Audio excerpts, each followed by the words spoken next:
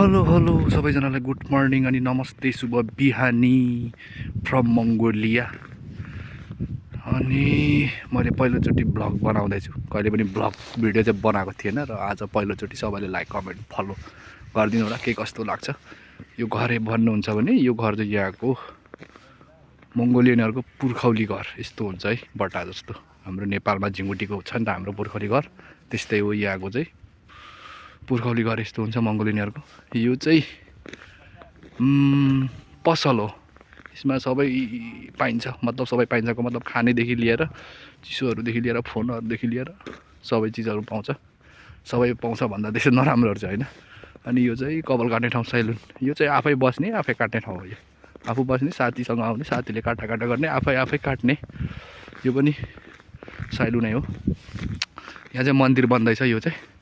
अनि आज चाहिँ हाम्रो छुट्टीको दिन, हप्तामा एकचोटि छुट्टी हुन्छ, तर कुन दिन छुट्टी हुन्छ त्यो थाहा छैन।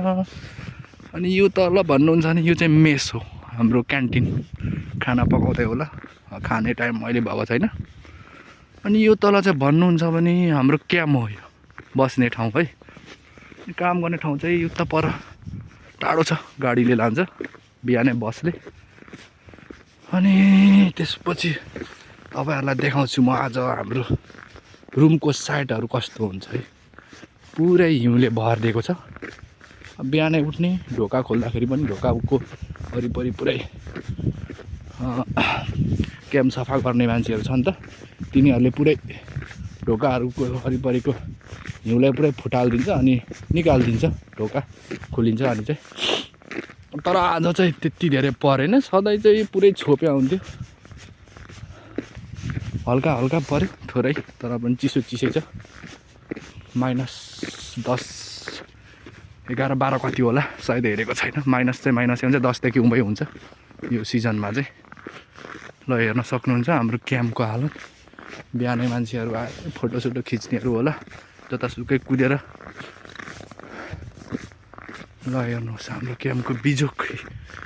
अनि मेरो रुम भन्नुहुन्छ भने माथिको ब्लक हो, यही साइडको तेस्रो ब्लक।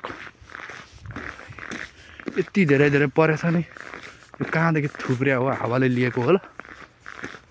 र आजको भिडियो चाहिँ यति नै।